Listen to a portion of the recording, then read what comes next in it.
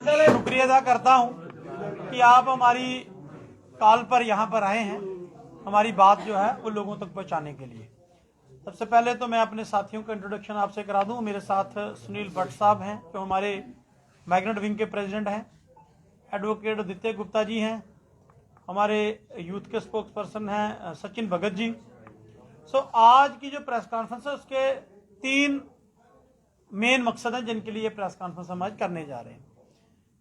क्योंकि आपने देखा होगा कि 2 दिन पहले पार्लियामेंट के अंदर जम्मू कश्मीर रिजर्वेशन एक्ट जो है उसकी अमेंडमेंट की गई है और उसमें कुछ माइग्रेंट्स को, चाहे वो पीओके के हों चाहे वो कश्मीरी माइग्रेंट हैं, उनके लिए रिजर्वेशन की गई है। तो एक और बड़ा अहम मुद्दा है जिसके ऊपर हम डिटेल में बात करेंगे। एक एक हमारे जो साथी हैं वो एक एक मुद्दा उठाएंगे। तो सबसे पहले मैं एडवोकेट आदित्य गुप्ता जी से कहूँगा कि वो किसी मेन इशू पर अपनी बात रखना चाहते हैं। सब पहले वो बात कर लें, उसके बाद अगले जो 2 इशू हैं उस पर हम बात करेंगे। एडवोकेट आदित्य गुप्ता जी। नमस्कार जी, शुक्रिया आप लोग आए। हमने 23 नवंबर को एलजी मनोज सिन्हा साहब को एक चिट्ठी लिखी थी, एक रिक्वेजिशन थी जिसके अंदर हमने उनको कहा था कि सामाजिक परिवर्तन की बहुत ज़रूरत है जम्मू कश्मीर में।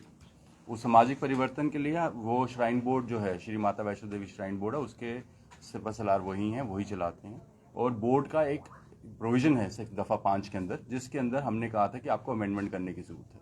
उस दफ़ा 5 के अंदर 10 लोग, दफ़ा 5 के हिसाब से 10 लोग होते हैं उस बोर्ड में। एक गवर्नर ही होते हैं जो लेफ्टिनेंट गवर्नर हैं, और उसके अलावा 9 लोग और अपॉइंट करते हैं। वो 9 लोग जो वो अपॉइंट करते हैं उसके हिसाब से, एक्ट के हिसाब से, वो 2 लोग करते थे जो हिंदू रिलीजन और कल्चर के अंदर सर्विस दी होती है, जिन्होंने दो फीमेल्स, और उसके अलावा 3 लोग होने चाहिए थे जो एडमिनिस्ट्रेटिव, लीगल और फाइनेंशियल मैटर्स के होते थे, और 2 एमिनेंट हिंदूज होने चाहिए जम्मू कश्मीर यूनियन टेरिटरी से।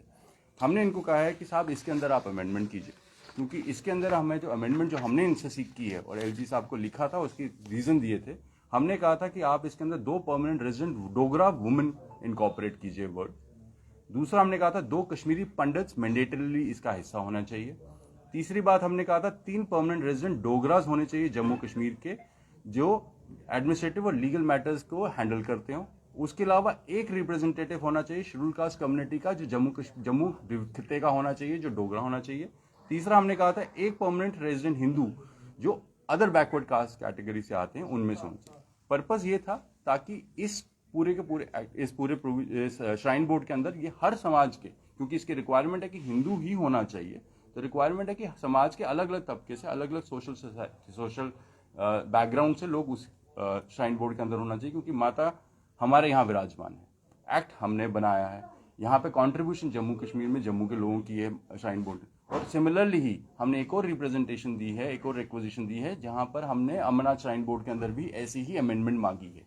सिर्फ फर्क उसमें है, जहाँ पर हमने 3 डोगरा वहाँ पे लिखे, वहाँ पर हमने 3 कश्मीरी पंडित्स का मेंशन किया और 2 डोगराज मेंशन किए। बाकी कम्युनिटीज और बाकी कैटेगरीज सेम ही रखी गई हैं।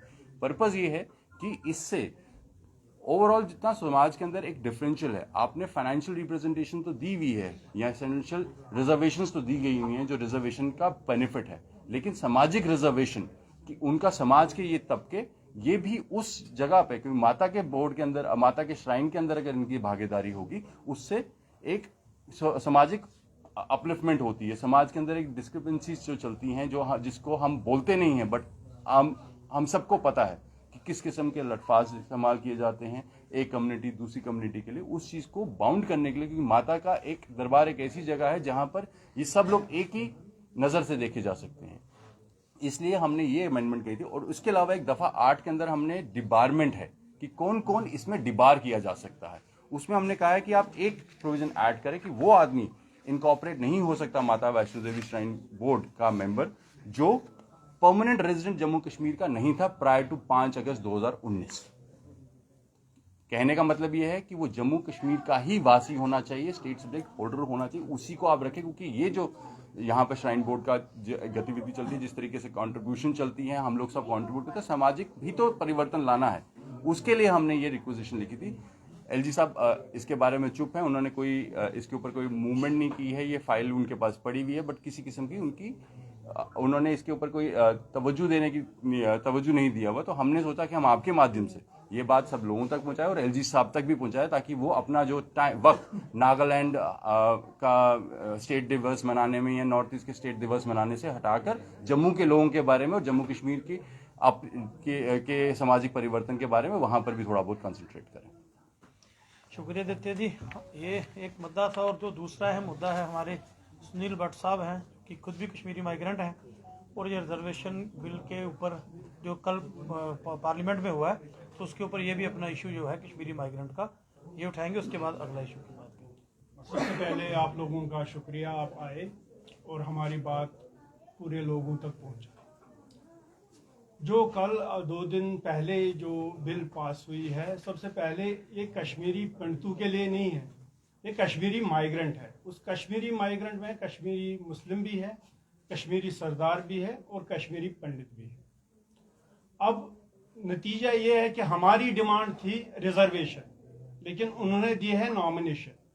अब दूसरी बात है, जो खुद नॉमिनेटेड होगा वो ना हमें नॉमिनेशन दे देगा, ये कोई ऐसा सोल्यूशन नहीं होगा। या तो सीएम करता तो फिर भी ठीक था, और उससे क्या होता है, जो वंचित हो गए हैं वोट डालने से और वोट की प्रक्रिया से, क्योंकि जब हमें नॉमिनेशन ही करनी है तो हमें वोट और कार्ड और पीछे दौड़ने की जरूरत ही नहीं है, क्योंकि कश्मीरी पंडित को पिछले 70 साल से रिजर्वेशन चाहिए थी।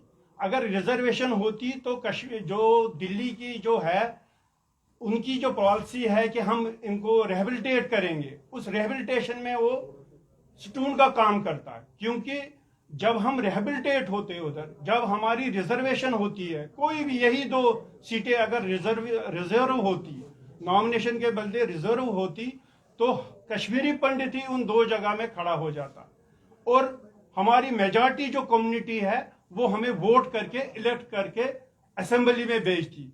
तो उससे 2 फायदे होते, एक तो जो सेंटर की पॉलिसी है रिहेबिलिटेट करना वो भी हो जाता, और दूसरा जो कश्मीरी पंडितों की इतनी बड़ी डिमांड थी रिजर्वेशन की वो भी पूरी नहीं हुई।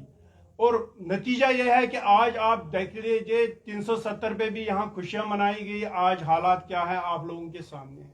वैसे ही एक तबका हम में से भी है जो खुशी मना रहा है, लेकिन हम डिप्राइव हो गए इस जो नॉमिनेशन से। अगर रिजर्वेशन होती तो बेस्ट था, और इसलिए मैं अभी भी होम मिनिस्टर साहब से, प्राइम मिनिस्टर साहब से रिक्वेस्ट करता हूं, ये नॉमिनेशन के बदले रिजर्वेशन करें। Thank you.